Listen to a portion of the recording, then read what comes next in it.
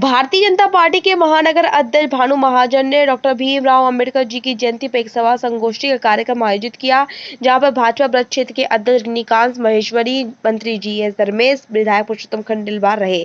जहां भाजपा पार्टी की उपलब्धियों को भी गिनाया गया। बताया कि एकमात्र भाजपा पार्टी ही है जो अम्बेडकर जी के विचारों पर चल रही है।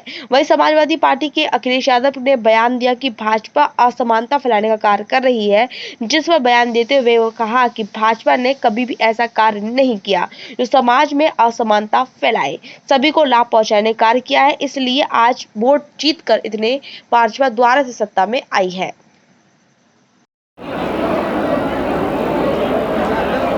ये गोष्ठी पूरे देश में हो रही है। भारतीय जनता पार्टी के जो एक वर्ष में 5 कार्यक्रम होने वाले हैं, उसमें से एक कार्यक्रम समरसता दिवस के रूप में 14 अप्रैल भी मनाया जाता है। एक कार्यक्रम 6 अप्रैल को पार्टी के स्थापना दिवस के रूप में मनाते हैं। 23 जून को डॉक्टर श्यामा प्रसाद मुखर्जी के स्मृति में कार्यक्रम को मनाते हैं। 25 सितंबर को पंडित दीनदयाल उपाध्याय के जन्म के रूप में मनाते हैं और 25 दिसंबर माननीय अटल बिहारी वाजपेयी जी के जन्मदिन के रूप में मनाते हैं। तो ये जो गोष्ठी है किसी विशेष आयोजन के तहत नहीं है, ये भारतीय जनता पार्टी के एजेंडा में है और अधिकांश बूथों तक ये कार्यक्रम किए जा रहे हैं। लेकिन अखिलेश यादव कह रहे हैं कि भारतीय जनता पार्टी ने असमानता सबसे ज़्यादा फैलाई है। अव्यवस्था, असमानता भारतीय जनता पार्टी ने सबसे ज़्यादा फैलाई है। अगर असमानता हमने फैलाई है ये कार्यक्रम करने के बाद में, तो वो क्यों नहीं करते ये कार्यक्रम? हमने तो समानता का भाव पैदा किया है, समन्वय का काम पैदा किया है, एक दूसरे को जोड़ने का काम किया है, दलित और सवर्ण के बीच में जो खाई है उसको पाटने का काम किया है। उन्होंने तो एक दूसरे के बंटवारे का काम किया है। वो आज देश में जो 20% लोग हैं उनके सारे चुनाव लड़ना चाहते हैं, जीतना चाहते हैं। हम तो 20% की बात ही नहीं करते, हम तो 100% की बात करते हैं, सब हमारे। और उसी आधार पर भारतीय जनता पार्टी आगे बढ़ी और चुनाव जीती है। बोलिए आप। जयंती है, क्या कहना चाहिए? देखिए, आज दलितों के मसीहा, भारत रत्न, संविधान के निर्माता और सबको बराबरी का हक दिलाने वाले परम पूज्य बाबा साहब भीमराव अंबेडकर जी की 131वीं जयंती आज पूरा हिंदुस्तान मना रहा है। बाबा साहब ने एक ऐसा संविधान इस हिंदुस्तान को दिया है। संविधान जो कमेटी थी, परम पूज्य बाबा साहब भीमराव अंबेडकर ड्राफ्टेड कमेटी के चेयरमैन थे, उसके 7 सदस्य थे, लेकिन 2 साल 8 महीने और 11 दिन के अंदर बाबा साहब ने संविधान की रचना की और 26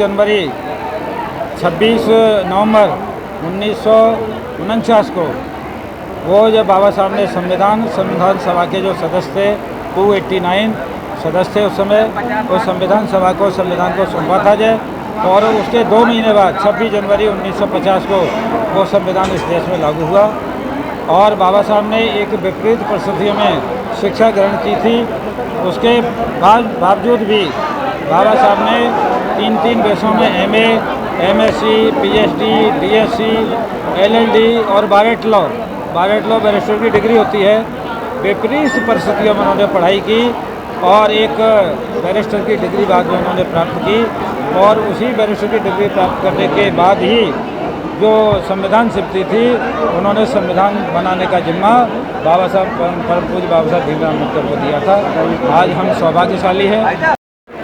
ऊपर आ जाओ, ऊपर। कार्यक्रम किया गया आज सभी विधायक और सभी सांसद उपस्थित होते हैं, कई विधायक बहुत कम नजर आ रहे हैं और सांसद नहीं, आज सभी भारतीय जनता पार्टी का प्रत्येक कार्यकर्ता डॉक्टर बाबा भीमराव अंबेडकर साहब की जयंती पर सुबह उठकर उनके चित्र पर उसने माल्यार्पण करा और संकल्प लिया कि बाबा साहब की जीवनी, जो उनके जीवन के सार से हमें सीखने को मिलता है, समरसता का भाव,